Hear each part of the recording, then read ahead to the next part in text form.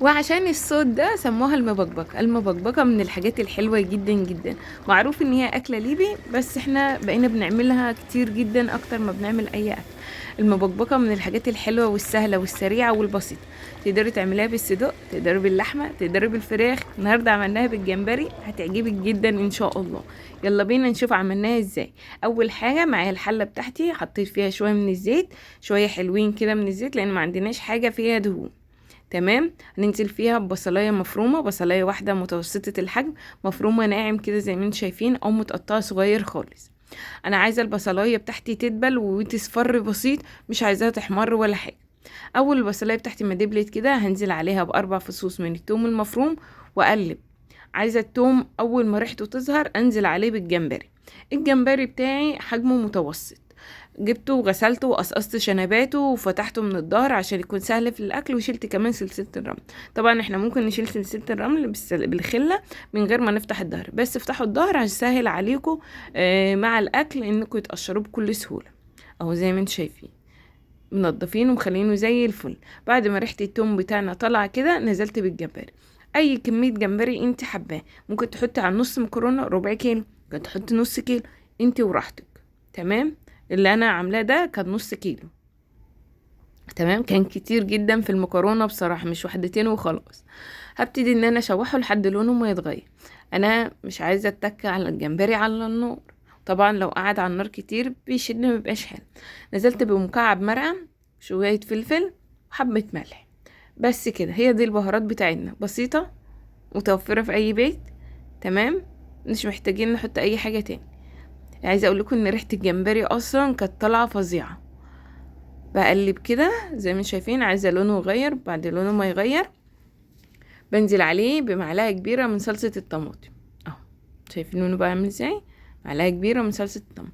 صلصه الطماطم فايدتها ايه؟ فايدتها ان هي بتعزز لون الطماطم اللي احنا هنحطه للمكرونه، بتخلي اللون حلو كده ومظبوط.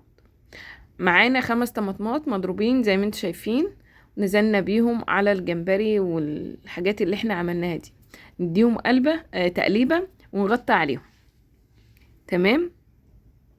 طيب ما احنا لو سيبنا الجمبري في الصلصة على ما الصلصة تتسبك، هيكون الجمبري استوى وشد مننا. لا، ما هو احنا هنغلي غلوة واحدة الصلصة زي ما انتم شايفين. اول ما تغلي اول غلوة، هنبتدي نطلع الجمبري بتاعنا في طبق جانبي كده على جنب، بنصفيه كده ونطلع. شايفين اهو. طب ليه؟ طب هو كده ما استواش. هقول لكم برضو، انتوا كل حاجه مستعجلين عليه. كل حاجه هقولها لكم في الفيديو، تقدري تعمليها حلوه قوي بجد، جدا جدا جدا يعني. تمام. هنشيل كل الجمبري ونتاكد ان مفيش حاجه، عشان ايه؟ مفيش حاجه تشد مننا كده ولا كده. حلو الكلام، حلو الكلام. نغطي بقى على الحله بتاعتنا الجميله اللذيذه دي لحد ما تتسبك، وادي الجمبري بتاعنا اللذيذ نسيبه على جنب. بعد ما اتسبكت كده زي ما انتوا شايفين والطماطم استوت والدنيا بقت تمام، هبتدي بقى احط رتل واحد من المية. ليه؟ هعمل نص كيلو من المكرونة، احط رتل واحد من المية. تمام. وهغطي واسيبها تغلي. لازم تغلي قبل ما اضيف المكرونة، لازم تغلي قبل ما اضيف المكرونة. طبعا هنا تقدري تدوقي وتشوفي عايزة ملح ولا لا. خلاص غلت معايا اهو زي ما شايفين. عندي مكرونة من المرمرية الصغيرة او اي نوع انت تحبيه، بس المرمرية دي افضل حاجة للمبكبك. هضيف القرن الفلفل الحامي او البارد حسب رغبتك، بس طبعا لو كان حامي يكون احسن، بس لو عندك اطفال بلاش. بعد ما حطيتها كده غطيت عليه. طب مش هحط الجمبري؟ اصبروا يا جماعه، استنوا شويه، لو حطيته دلوقتي هيشد. هنا المكرونه بتاعتي من وقت للتاني بديها تقليبه، زي كأنك بتسلقيها بالظبط. من وقت للتاني اكشف واديها تقليبه، من وقت للتاني اكشف واديها تقليبه. ما بتاخدش وقت خالص على النار. وطبعا احنا ما بنعملش المرحله دي الا وخلاص احنا هنغرف الاكل، لان المبكبكه من الاكلات اللي بتتعمل يعني تتحط على طول على الاكل.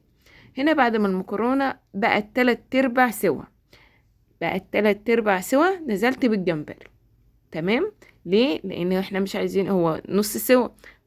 على ما بقيه على ما المكرونه تستوي، هيكون الجمبري بتاعنا استوى بقى زي الفل زي ما انتم شايفين. شايفين بقى شكله عامل ازاي؟ بتبكبك ومية مية، وهو ده المطلوب. تمام. شايفين يا حلوين؟ شايفين الجمال، شايفين العظمة، الصوص بتاعها عامل ازاي، مظبوط بالشعر، ولون الجمبري فيها خطير خطير. بنقلبها كده عشان نوزع الجمبري فيها كلها، ونبتدي بقى نجرنش الصينية بتاعتنا، نحط الفلفل كده على الوش ونظبط شكل الجمبري. بصوا بصوا بصوا، شايفين الصوص فيها عامل ازاي، حلوة جدا يا جماعة، بجد لازم تجربوها. لا بجد التجربة تستحق. شوية رشة كده من الكزبرة اهو زي ما انتم شايفين عشان تديها كمان شكل حلو. وبس اغرقوا بقى في قلب الصينية دي، مش عايزة اقول لكم بقى المتعة اللي فيها. الطعم حلو جدا جدا، طعم المكرونة لوحده مميز جدا جدا، شبعان من الجمبري بجد. في ناس هتقول ما احنا ممكن نقشر الجمبري ونحطه متقشر، لا اعملها بالطريقة دي افضل بكتير. اشوفكم في فيديو جديد، باي باي، يا رب الفيديو يعجبكم.